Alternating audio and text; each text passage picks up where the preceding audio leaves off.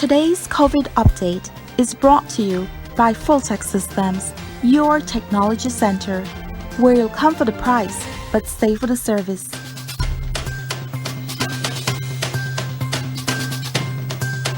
All right, welcome back, and as we said before the break, we have in studio with us Mayor of Belize City, Mayor Bernard Wagner. Good morning, Mayor. It's nice of you to join us this morning. Good morning, good morning, good morning again, Marlene, the entire Mr. Lopez, the entire team here at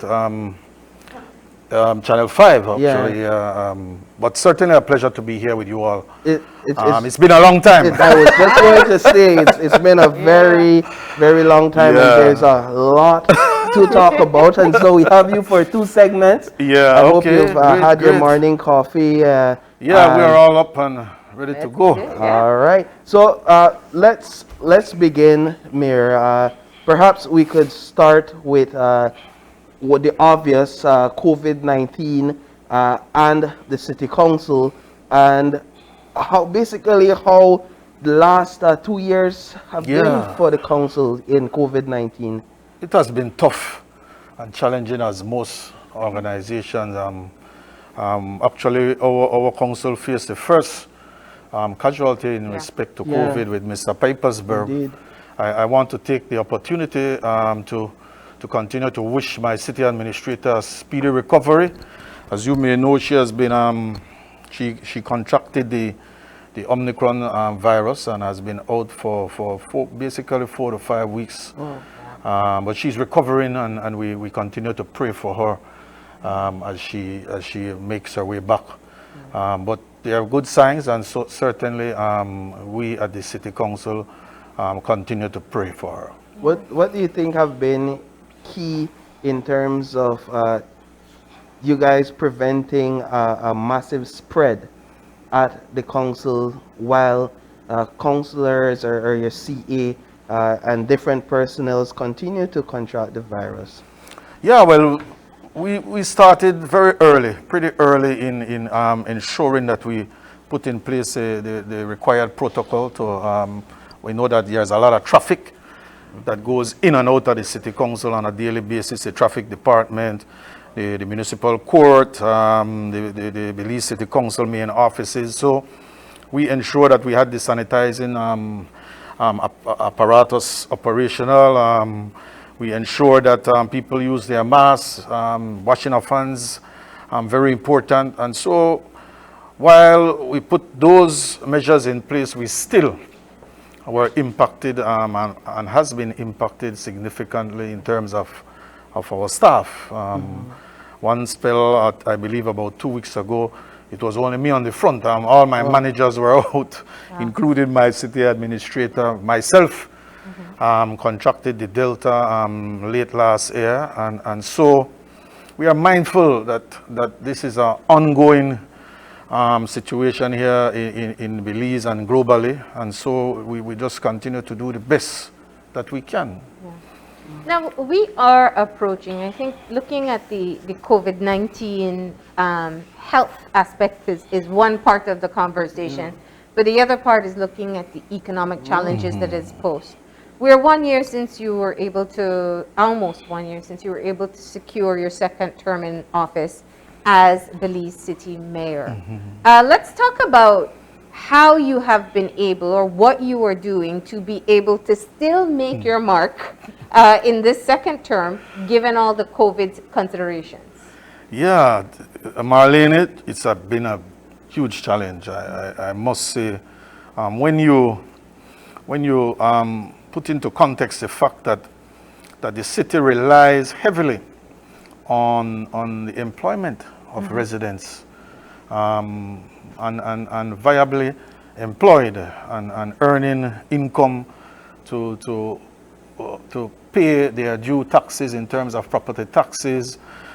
We rely heavily on the business, the local economic development in the area of how our economy flows. And when those are disrupted, then it creates a chain reaction. And so the city then begins to to not being able to collect the revenue that is due to the city. COVID, we saw the effects of COVID on many of the businesses. What the businesses had to do was essentially release many of their workers. And when they did that, now those workers are unable to pay their property taxes. And so, from my vantage point, I have to recognize that and understand that it is not a situation where any resident would want to be in, but it's unfortunate that it happens that way. So you have to start to demonstrate a bit of empathy. And that has really led us to where we are today, where the city is owed over $21 million in property taxes. That is significant, that is huge. And so that is reflective now in how we are able to deliver the goods and services to the city. We have done patchwork here and there to ensure that we maintain our workers, our employees. We have not, through this entire 2 years ordeal, have never really terminated any of our staff. That's very important. That is big for me, and that is big for our council, that we withstood the shocks that came with COVID, but we recognize that we had a duty to ensure that we do not contribute to unemployment, especially as it relates to our workers. Yeah.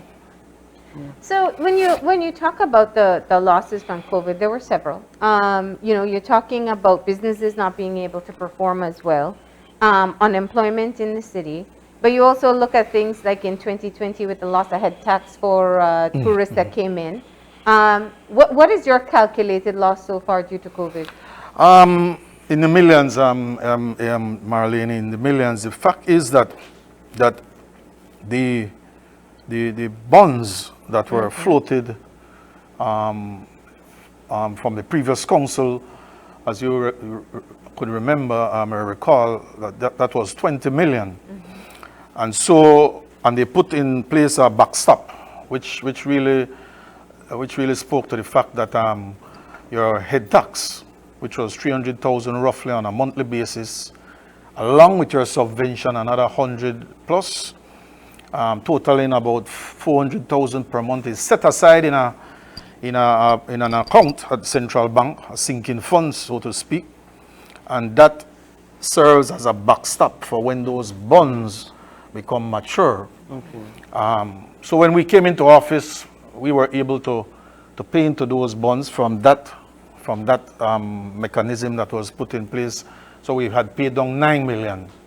But at the same time, you have to also recognize that with the floating of that bond, what that did was sucked out 400,000 out of a new administration monthly. So we don't have that. We have to be able to meet our operational expenditure out of property taxes, out of trade licensing, out of traffic revenue, and so forth. So that has been sucked out from us, and now it has been compromised, given the fact that tourism went under in 2020 and most of 2021. And so those monies that were supposed to be setting aside to meet the upcoming maturity of the bonds, the other remaining 11 million has been compromised. 6 million of that is due this year in November, and the remaining 5 million in 2023. So we at the council have to be able to we know that the sinking fund will not be able to compensate that 6 million. So we'll have to look at renegotiating those bonds with those bondholders in terms of giving us some sort of haircut here and there to ensure reissue it for down the road again. So that is where we are. So that's in the works right now? That's in the works. Our finance team is working on that with with those bondholders, but we're confident that we'll be able to get that through. But that in a nutshell is where we sit. As a council, we had to ensure that many businesses suffered loss as well. And just in 2020, many of the businesses had paid in trade license, and they were left With no business. with just a certificate in their hands and no business. And so we had to take that into context and give some relief there. We also gave some relief to those vendors that use the market. We gave them a three-month moratorium. They didn't have to pay any rent. We actually waived the rent for them. And so that has been our contribution in terms of what we can do as a city while still having the responsibility that people still, they call every day and say, my street broke up. Water, my drain not clean, this and that. But I always try to tell our residents that it has to be a whole in hand type of getting through this situation. We have to hold hand, we have to have empathy, and we have to recognize that it has been a situation where every action creates another reaction. And so we have to have empathy and understand that the streets may not be fixed the way it used to be, the cement street, but at least we'll try to put in the hardcore material, grade it occasionally. We'll try to dig the drains. We'll try to chop the cemetery, keep the parks and playground clean and maintain. But we have to be able to understand that these are challenging times for everyone. But we still remain optimistic that 2022 will be a better year for the city. No, So since you're talking about empathy, let's dive into one of the hot issues, and there are several. Let's talk about the concern that residents have regarding the possible implementation of a garbage fee. Yeah, again, This has been discussed many times, not by other mayors as well. Right, and it's a situation where all previous mayors had to grapple at some point in time with the cost of garbage. Garbage is a huge cost to the municipality. It accounts for in the neighborhood of 3 million annually, and it's just monies that goes up in garbage with the moving of the garbage. So when we recognize that 400,000 of funds that were due to us from the subvention and the head tax was sucked out, we in the bond offering, and this is interesting, Marlene, that in the bond prospectus for the previous council, they had put in a covenant in that bond prospectus which says that given that they are taking out these funds away from the council, they would have to identify new revenue streams. And one of those revenue streams were garbage fee. And I believe Mayor Bradley had initiated that proposal, but it never got off the ground. Well, it always gets shut down because nobody wants to pay an additional fee at the end of the month or annually. But I do have a question, because is Belize City the only municipality that doesn't pay a garbage fee? We are the only municipality. All the other towns, all the rural areas are able to collect that garbage fee. I am still confused as to why that is in the legislation that Belize City is not permitted to collect garbage fee. But again, with the pandemic and people not being able to meet some of those obligations right now, what we are looking at, and I spoke with the Chief Executive Officer out of the Ministry of Finance and Economic Development, and we are looking at other alternatives, other options in respect to garbage. We are looking at waste to energy type initiative, biomass, turning those wastes into energy. As you may know, that there has been substantial investment in waste management across the entire country. Many of those waste stations have been built, but they are not functioning. And so in my discussion with the CEO, we looked at other alternatives of really changing the narrative of really turning those garbage into energy, and where you'll be able to then Cover the cost. cover the costs. So are you moving away from the initial proposal of the For the garbage? time being, yes, we are trying to move away from that area. Obviously, we don't want to put any other burden on the residents of the city, but we still have to look at alternative, and the biomass is an option we are looking So at. if you're able to make money from the waste generated in the cities, then that will be how you'll cover the cost of garbage collection. Precisely. And Marlene, it's just an offsetting mechanism, because we are not looking to make any profit. Even with the garbage fee structure, it was not to make any profit, so to speak, but to just offset, even if not all, a portion of the cost of garbage. What's the council's monthly garbage bill? It's 240,000 monthly, 60,000 per week. Uh, But if you look at the 60,000 per week, the entity that does the collection of the garbage, Belize Waste Control, really make about 40,000 stops during the course of the week in the collecting of garbage. And so if you would quantify that at 60,000 per week, and you're making 40,000 stops, it's essentially like $1.50 per stop.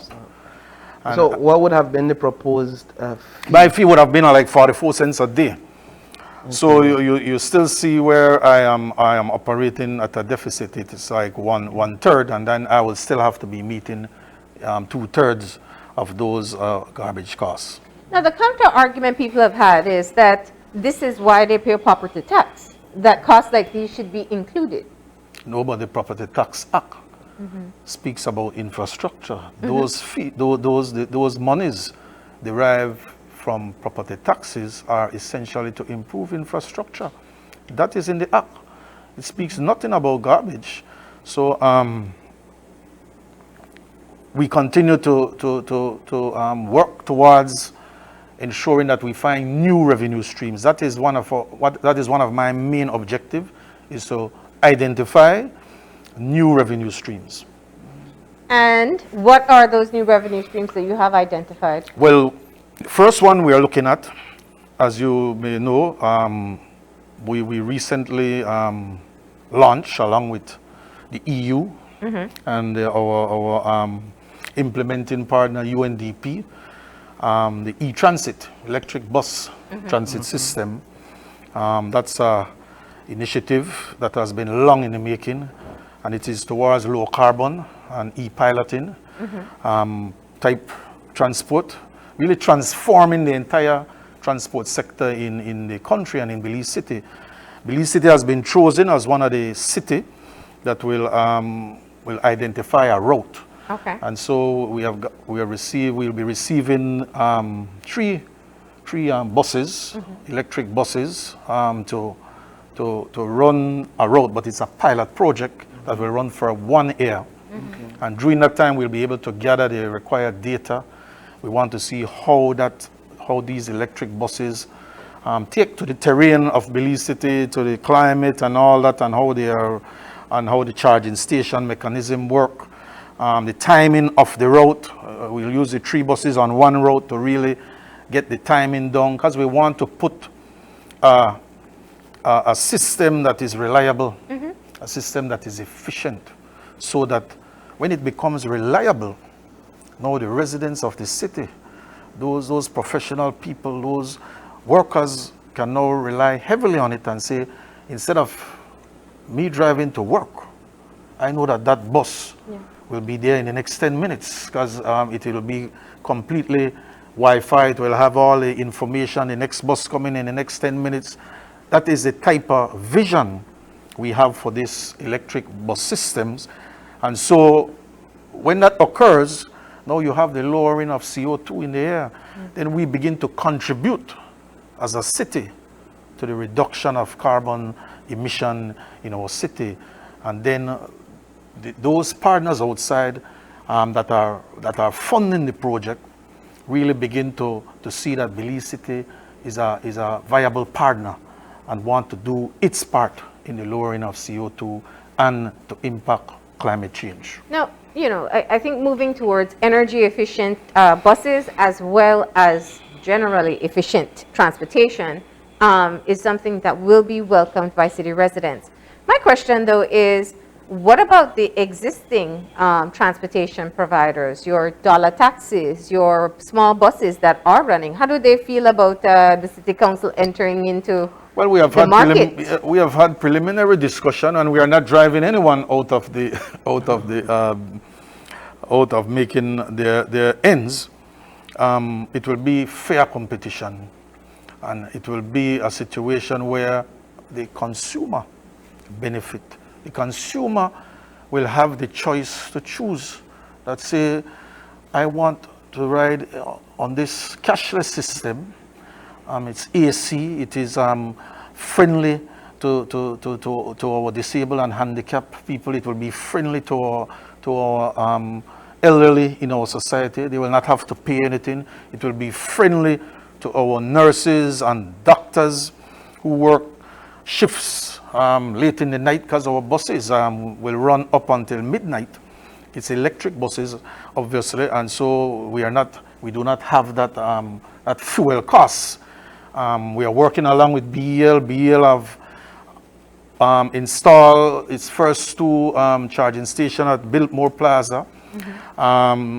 They are also working along with us to install two charging stations in downtown Belize City.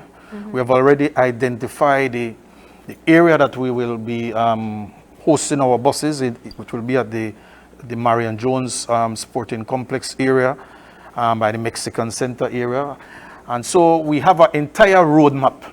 So you're saying that the existing city transportation providers have no qualms with this new I'm not introduction? saying they don't have any issue, but it will be fair competition. And at the end of the day, the residents or the consumer chooses which transport is reliable, which transport is efficient, and which transport is clean air. That is the important thing here. So just one more question on that, looking at the existing transportation system, which most interviews we would dive into and talk about it, because it is in fact the responsibility of the municipality to ensure that these transport providers, one, are law abiding, and I mean traffic regulations, and two, are providing adequate services to the public. So you're coming in now with a pilot project that will be a very different reality, but you still have the responsibility to ensure that the other providers are being efficient, are ensuring that they follow the routes that they're supposed to, and adhering to traffic regulations. Yeah, again, the National Transport is our regulator, and they have been, they have their entire strategy as well in respect to really transforming the entire landscape of transportation in the city. I am proud of the Ministry of Transport and our team there, that they really have the vision, right, and they wear it all to get this done. And when change is occurring, there will be resistance. As you know, there will always be resistance. But the fact of the matter is that those existing vendors or providers will also have the opportunity to participate in the program. The Ministry of Transport is looking at how they grant these permits. I was told that 600 permits exist In the city. for the entire country. Yeah, but Belize City specifically? Yeah, no, the inner city buses? In city buses, not 600 Belize City permits, but a substantial amount of permits in the city. And so, is it really effective? Is it efficient to have so many permits? And so, the existing bus owners in the city will be given the opportunity, right, to participate in transforming this sector. It will be given the opportunity to acquire the same type of machinery, equipment to really transform the transport sector in the city. We are about transformation, and I am glad that the Ministry of Transport has the vision, has articulated the vision, and we want to implement that vision. Where would those fundings come from to allow others within the market to acquire these buses? Obviously, those individuals will have to seek partnership and investors. There are agencies that really support this type of investment in green transport. And once they see that you have the required permit, which assures you that you have a run, then they are more agreeable to give you funding for those type of projects. But we will not stop anyone who wants to enter the market. Again, it's the transport department that regulates who get the permit, not the city. And so we are very optimistic about this one area that is a new revenue stream for the city. The other area is the parking meters project. Again, You had a consultation, I believe, last week? yes, we did. What's the feedback that you're getting from your downtown residents? The downtown residents is very, very, very optimistic about it, especially That's retail park. especially the business owners. Because what this does, Marlene, is that we have found out that many a times, say for instance, Brody's, people park in front of Brody's all day.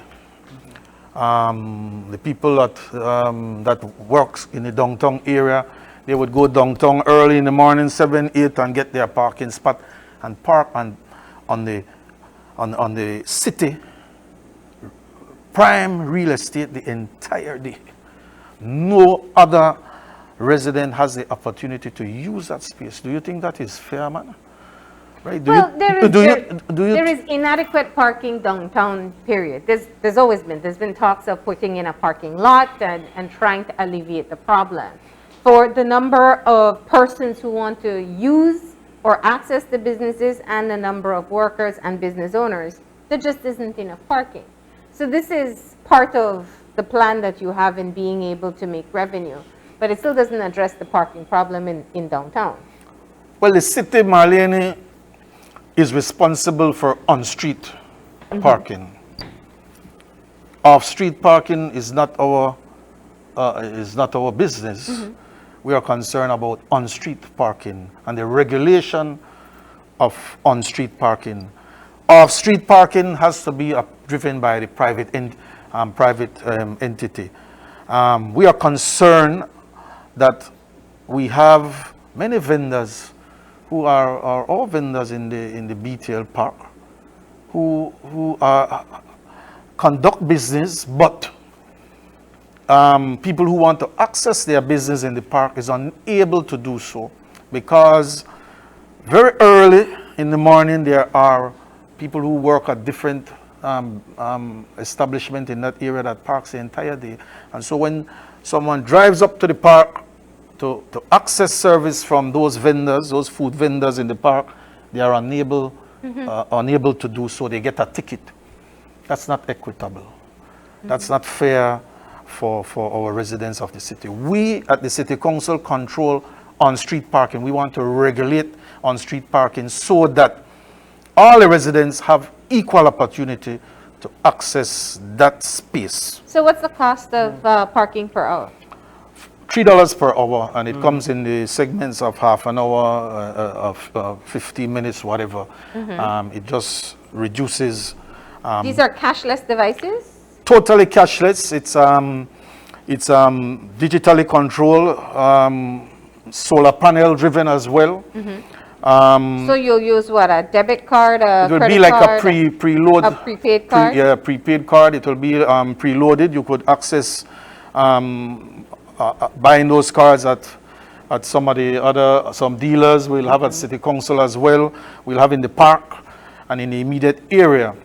But we have had consultation with the business houses in that area, in those two areas, as well as we have had consultation with the area reps of those two areas. Given that it's a pilot project, we are only given 1 year to get the required data before we are able to implement in other zones. So this 1 year period is to give us the opportunity to really get the data. So is there a difference if I work downtown or if I own a business in one of the areas where parking meters will be installed? Well, no one will be allowed to park along that stretch. You'll have to either access the Romax parking lot or the niche parking lot that is controlled by the City Council. We do have plans to renovate that niche parking lot. We want to enclose it. We have the technology that uses the mechanism of the arm. You access, you pay, you go in and you access alongside the Brody Street right there. And we want to fence it. We want to put cameras. We want to put lights in that area. At the same time, ensuring that our magistrates who uses, we give them some spaces that they are not infringe on that. We do not want to infringe on them. But the fact of the matter is that's another new revenue stream. But again, it's only a pilot. It's a gathering of information, gathering of data before we are able to really expand it out all across the city. So that's $3 an hour for somebody who wants to park for 8 hours an entire work day. That's about roughly $24. They have all the option. yeah, There's option. It's like I think it's $20.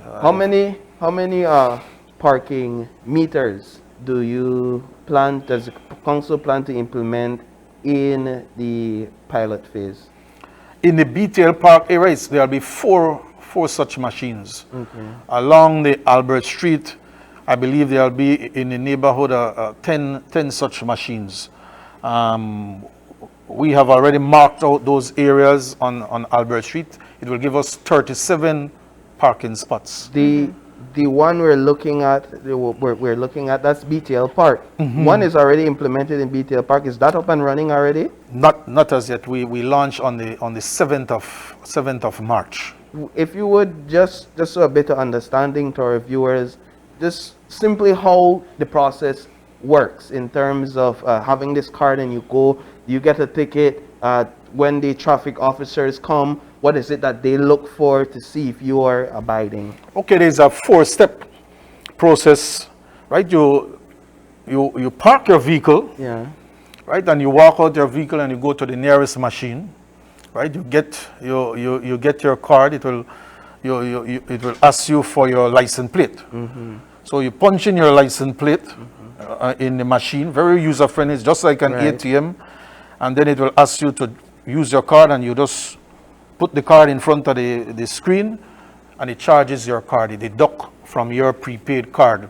It also prints a receipt, which shows you the time and how long you have paid for. You now take this slip and put it on your windshield inside, preferably in your inside, so that nobody else move it. And you put it inside. So when our enforcement team, and we'll be having significant enforcement on this, they will be continuously back and forth. And they will look at it, and if you have overstayed your time due to the pilot project, the ideal area in terms of enforcement, we would want to really lock your wheel. But the legislation does not give us the permission as yet. The Ministry of Transport is working on amending those legislation after the pilot project for the locking of wheels. So what will happen there? They'll get a ticket. Yeah, you'll just get the ticket in the interim. In some countries, they tow away a vehicle. Yeah, then you have to that will also be in the legislation, but it's just a pilot, so we're just gathering data for further use. And what did it cost the council for one of these? This is public-private partnership. This is a Okay. public-private partnership. We are using two entities, Beta Parking Solution, and the other Parking Solutions is the other entity. We wanted to do two entities and have more equity. We are able to not have a monopoly, so to speak. I believe some of the other cities and towns are looking at parking meters as well. They may be going with one entity, but we in the city believe that we wanted to have two entities participate in the pilot project.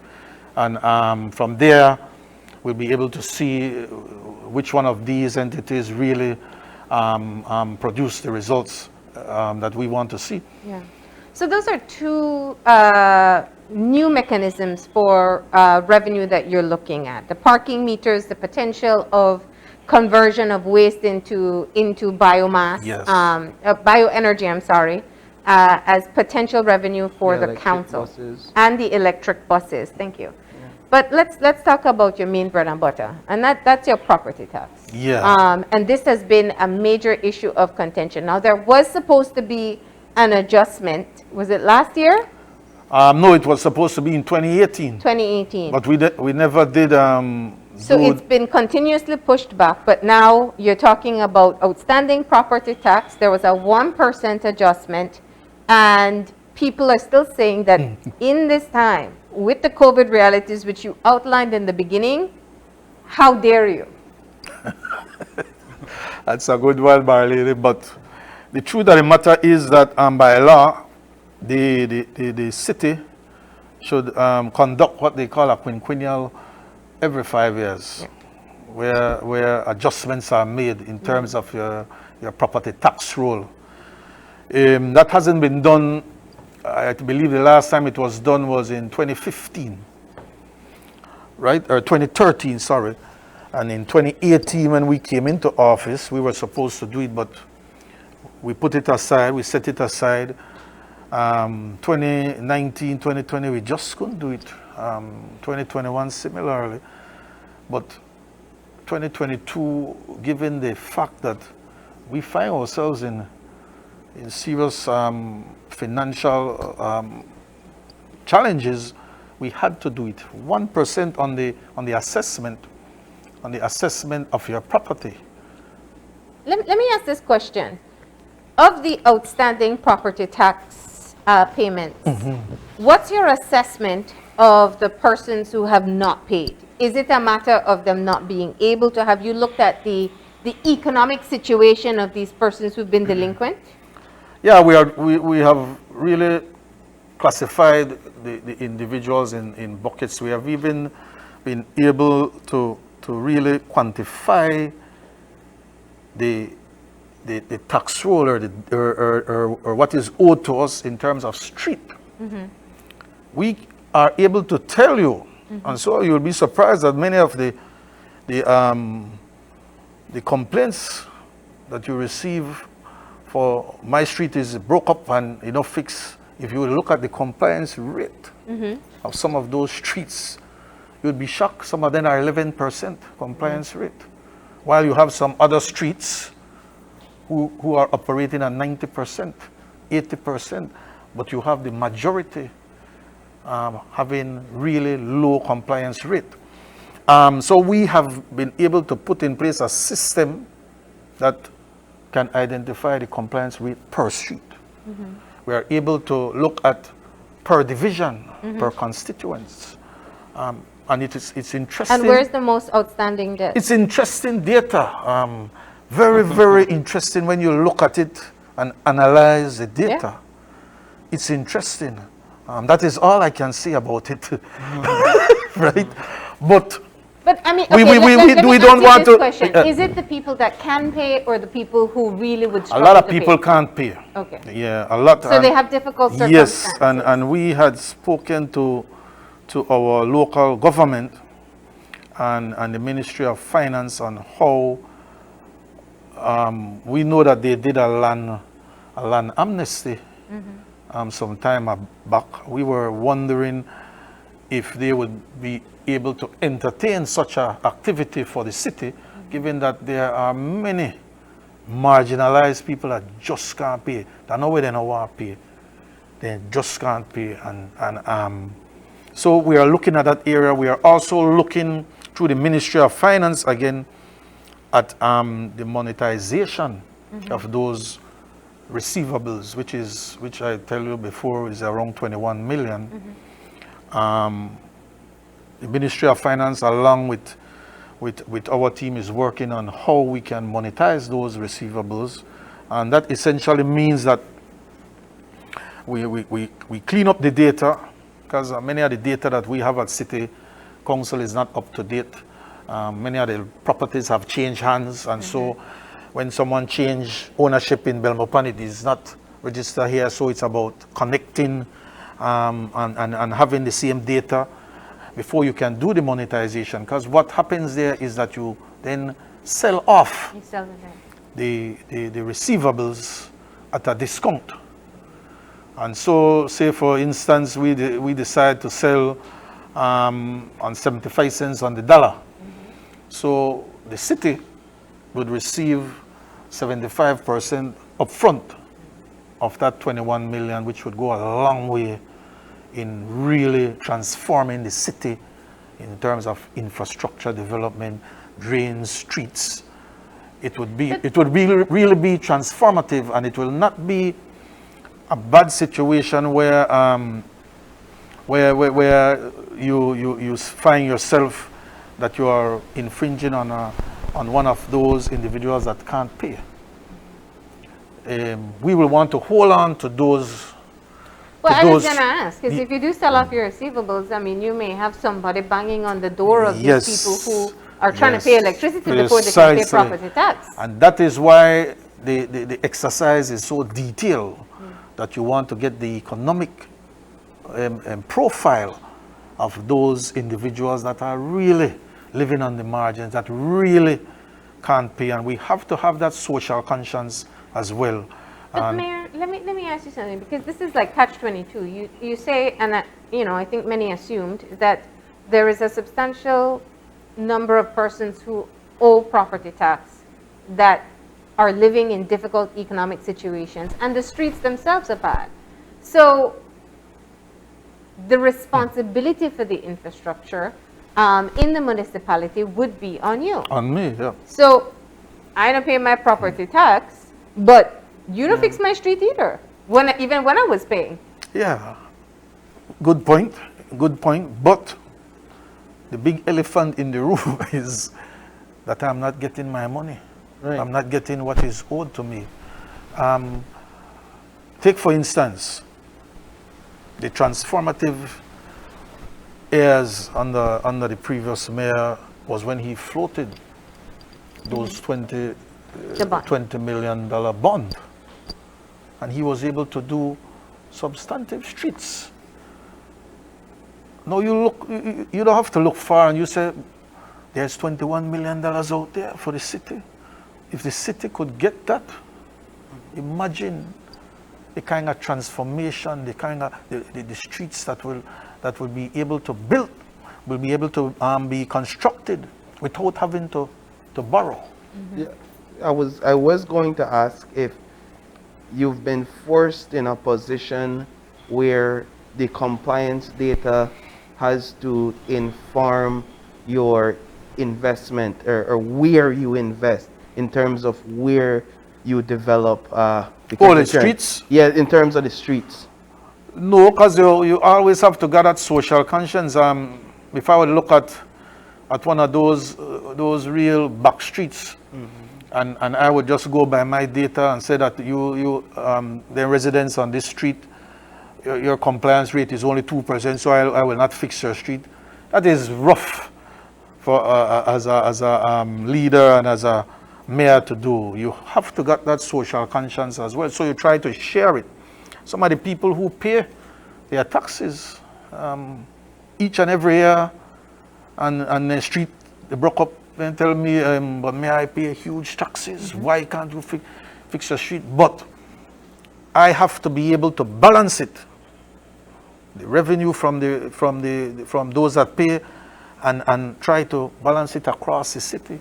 It's a juggling act, right? Well, I mean, you have withstood 2 campaigns so far that people care very little of the money complaints that you may have and the Yes. financial struggles of the city. Yeah, They want improvements within the city. precisely. So let's talk about, what do you say to residents of Belize City who may have voted for you when they're not seeing work being done on their streets or in their drainage or in the other way in the city?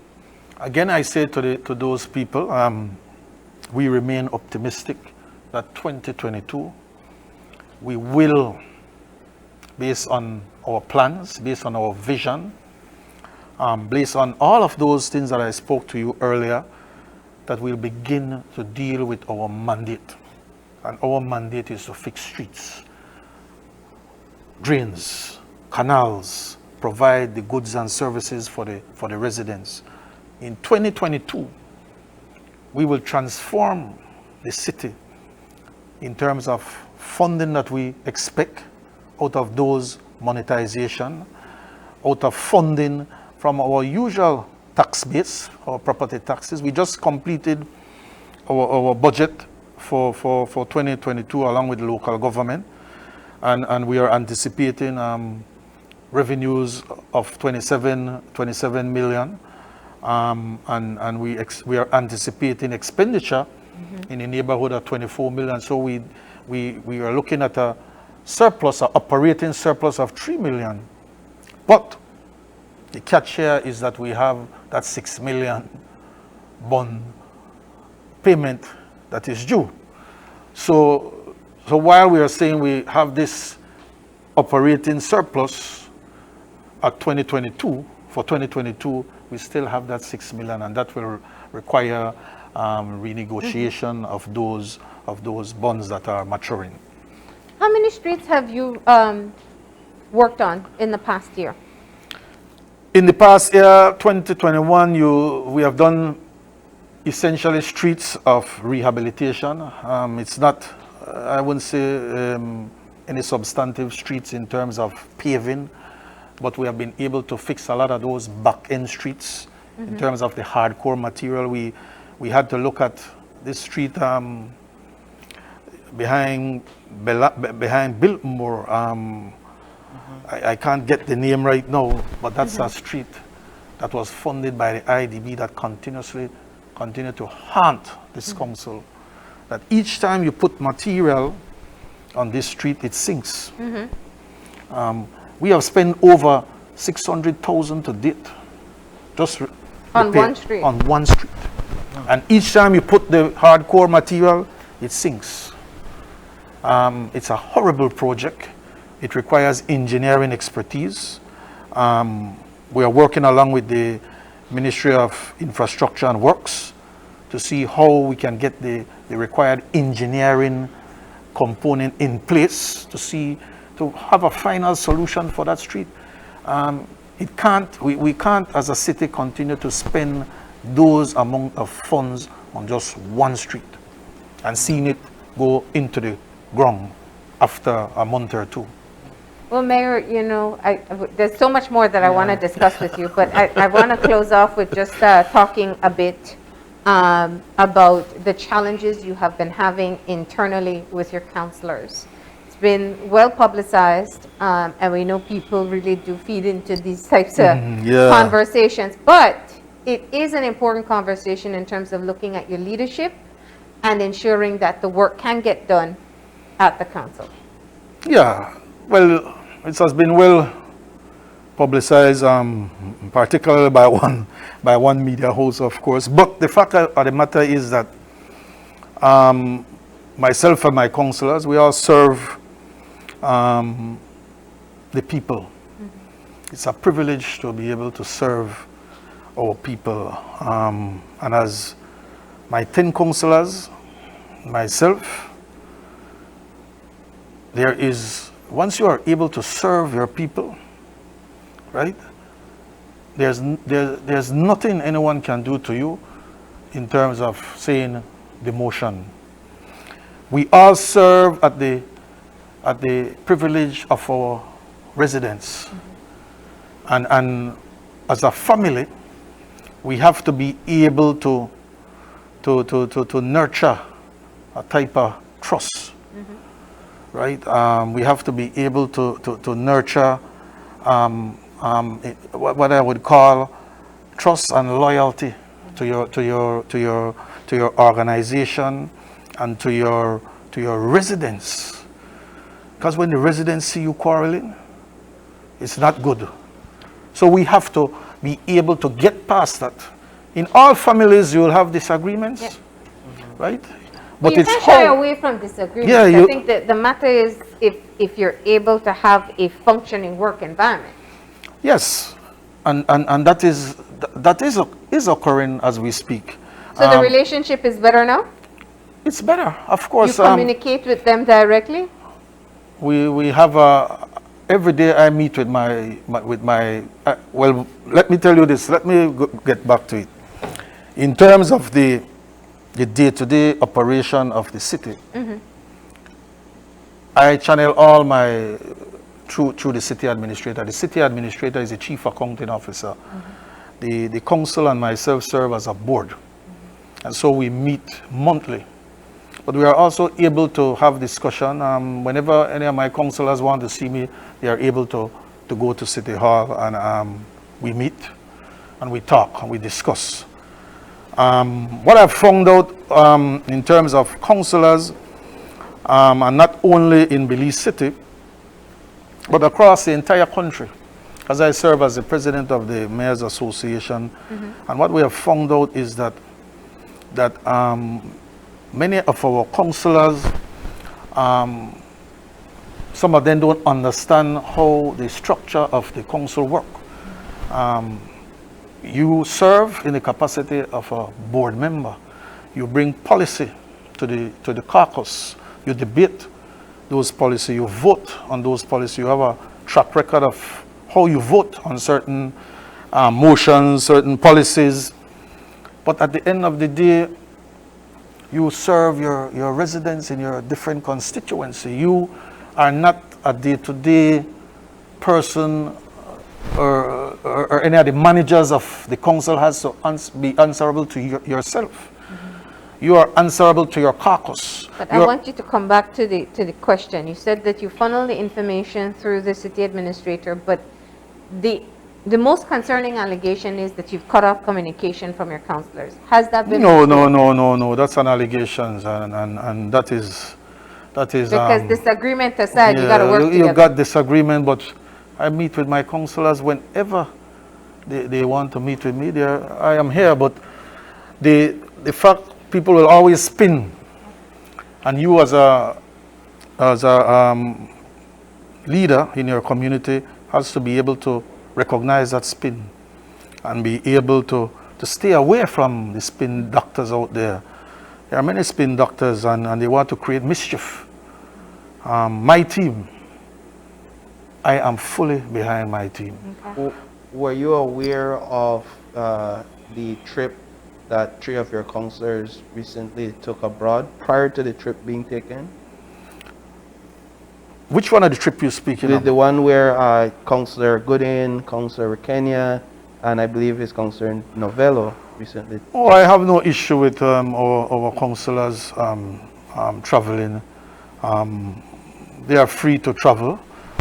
I believe those councillors made a statement, and they said that it was not funded by the council, and I can say it was not funded by the council. We have to get out of this thing of really microscoping every single move a councillor make, man. The media has to do a better job. I call on the media to stop. Let us stop the creating of mischief. My council members. The key thing is asking the question and getting a response. So, if there are moves being made because you have access to public money, we can always ask whether it was public money. Yeah. I think the response, and a timely one, is what makes the difference. And I believe those councillors had indicated that Yeah. it was not council funds. I can say it was not council funds. Those councillors went on their trip. They have the right to do that. I don't see anything wrong with it, right? Our council continue to have a good relationship, right? In terms of, we had caucus the other day. We plan on having another caucus later this month. So it's in that room that all the decision making is made. It's in that room that we debate. Sometimes the debate is hard, but when you leave that room, with all that happened in there, stay in there. It does not come out. That has been how I operate. That's your expectation. That's my expectation of my councillors, and I still believe that we have some young people on the team that are learning, Yeah. and you have to give them their break, and all families have this. It will never end. Changing of portfolios has always occurred in council and in governments. It will not be the last time that I will change portfolios. It's just about performance, about getting the right end results, right? Performance. Well, we want to thank you for coming in today. Clearly, there's so much more that we Yeah. can discuss, but we're out of time at this point. Mayor, thank you so much. Thank you again, Marlene. All Thank right. you again, All Mr. right. Lopez. Thank Do you. enjoy Thank the you, rest of your Mayor. day. Thank you, and all the best. All right, so with that, we'll take a break, and we will return with our final segment. Today's COVID update is brought to you by Fulltech Systems, your technology center, where you'll come for the price but stay for the service.